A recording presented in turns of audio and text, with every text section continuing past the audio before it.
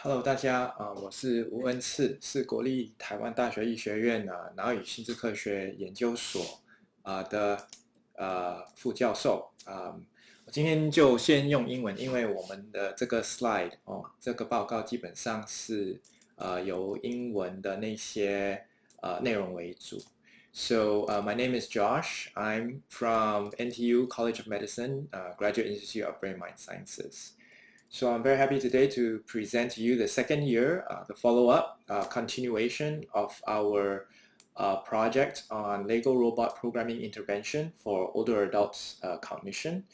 Thank you first of all to NSTC for helping to support this very important project. So as we said, this project has completed its second year and we are now in our third year, and I'm presenting results based on the data we have finished analyzing in year two.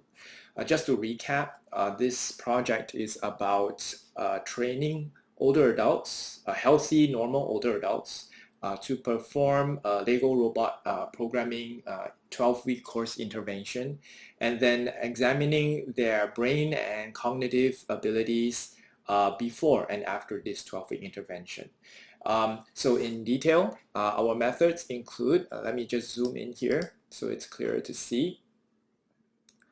Our assessment methods include at pre-test, before the older adults do a 12-week intervention, we submit them through a neuropsychological test. This is to test their memory, their executive function, their attention.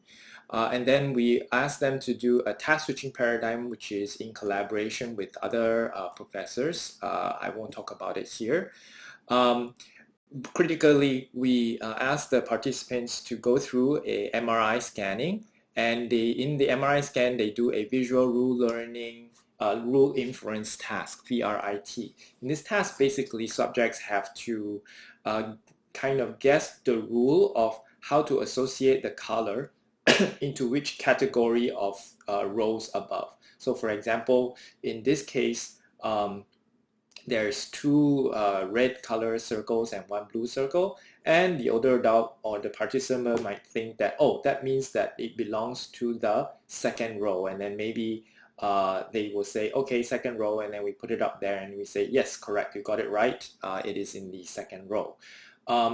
And over many rounds of this, older adults the participants have to figure out like, what is the pattern that will put the stimuli in the second, the first, or the third row. For instance, maybe in this case, it might be whenever there's a blue circle on the right, then that belongs to the second row. So if you see a red circle on the right, maybe you put it in the first row or put it in the last row.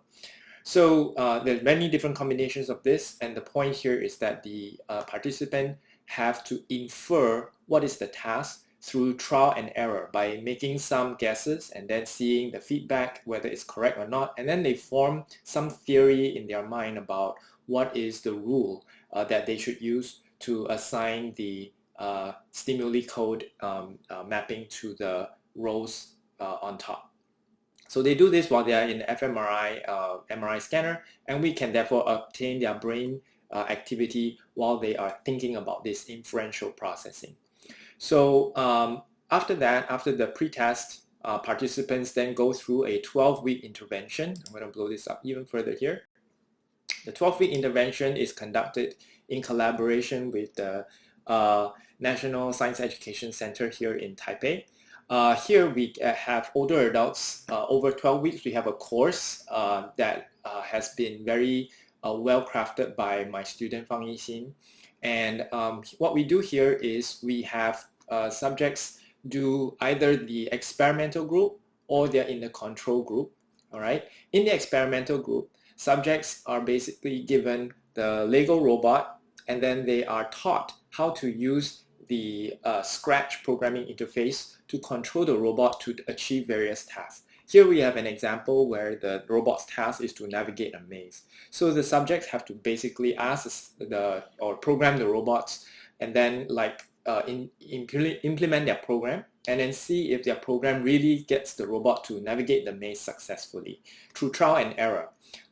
For instance, like the participant might think like their program code would make the robot to turn right, but instead maybe the robot turned right too early or turns left. Then they will have to reform their inference about what the what the programming code does, and then change the code and implement it again. So this is a bit very much like the rule inference task that I just talked about before, but it's a very completely different format. And the critical thing is it's very ecological because it's a physical robot. It's a very application environment rather than just being in an fMRI scanner doing an experiment. Now, the key difference between the experimental group and the control group is that in the experimental group, the course teachers basically give the participants a goal and some basic guidelines, and the participants are encouraged to generate their own solutions and inferences and do their own trial and error. By contrast, with the control group, the teachers, the course instructors would just tell the participants, okay, do this program, put this icon here and do that. So basically it's very directed, and there's minimal room for the participants to generate their own inference and even to test it out. So we call this control, basically controlling the capability for active inference. So the control group is more like doing some following instructions, whereas the experimental group is the real group where we want to train them to engage active inference. There's also, in collaboration with the larger project, a global control. Here is, and also a 12-week course, but here older adults basically play board games with each other. We engage this because this is a very well-known control task that are done in many other cognitive intervention studies around the world, and we just wanted to see how our LEGO robot programming course matches up against these more standard board game types of intervention. So after the 12-week intervention, participants are then put through the post-test, which is the exact same protocol as the pre-test I told you, neuropsychological testing, and also in the MRI, a visual rule inference task, and then we see their pre to post-test change. So this is the general protocol. As I said, we are in our third year now. To date, we have collected about 10 over participants, and I'm going to show you their data, and I'll tell you more about the progress and the participants recruitment schedule a bit later on. But here we can see the pre and post-test performance for the LEGO experimental group and the LEGO control group for the rule inference task, the VRIT. As you can see, the experimental group at pre-test, their accuracy was lower, but then they significantly improved at post-test. For the control group, there was no significant difference. And the reaction time, in terms of the ability to answer the question for the VRIT task, both groups significantly shortened their reaction time. This is expected because they have done this task now the second time at post-test. The important thing is that the accuracy did not change for the control group, but they increased for the experimental group. Take note, our sample size is on the small side right now, and again, I'll talk more about it later. Now, the important thing and the interesting thing really is whether their brain activity or how their brain activity changes. And we are able to see that at pre-test, for the experimental group at pre-test, at first when they are doing the VRIT task, the brain activity is kind of minimal. After 12 weeks of LEGO programming, you can see a great enhancement of their brain activity. Particularly, these brain regions include the motor planning regions and the perceptual processing regions. And you can see that these are the key regions that are enhanced after the LEGO robot programming.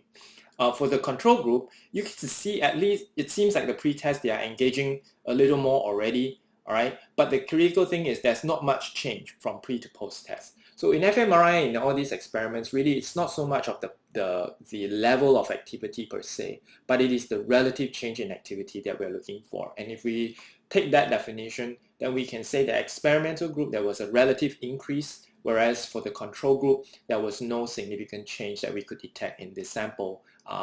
That is due to the 12-week of the LEGO robot training. Now, the other thing is we also did the neuropsychological assessment of their memory, their executive function and all that, as I said before, the neuropsychological tests.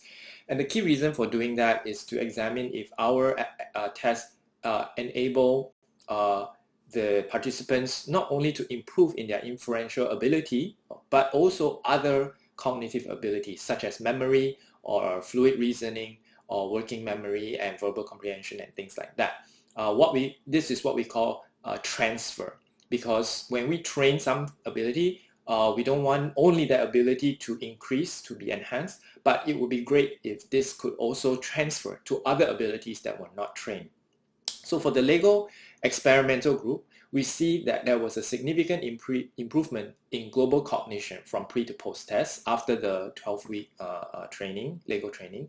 Auditory memory also significantly increased, and visual memory also significantly increased. For the LEGO control group, none of the changes in cognitive assessments were significant. The global control group, which is where participants played the board game, we saw that there was an increase in fluid reasoning. So this is interesting because in the board games, you have things like social competition and like planning and things like that. So very fluid. So there was at least fluid reasoning did increase, but we did not see much change in other abilities. All right.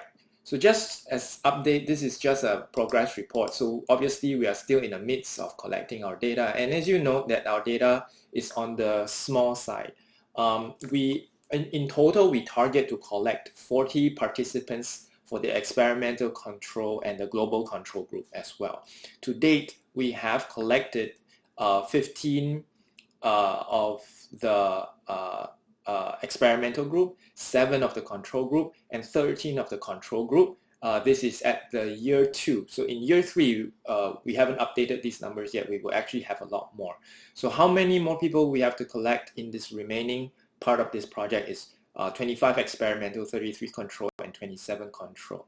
Now it may seem to be a lot, and that's because when we wrote the proposal, that was pre-COVID. So when COVID hit, a lot of our data collection was kind of like dragged out, and so we are still trying to catch up. And you know this is difficult because it is a clinical trial intervention. We have to train the participants, we have to test them, and then pre and post. So there's a lot involved, and that's why progress has been significantly slowed down, but we are working hard to catch up, and we are very excited about the current results, which seem to be promising. So in summary, we want to say that so far our results from the year 2 of the grant does support that there are gains in inferential processing and memory in our older adults, and that it seems that all these cognitive, different types of cognitive training will make a difference, but they make a difference in different ways, and it's very important for us to understand how this works in the brain and also in terms of behavior. So that's it in way of our report.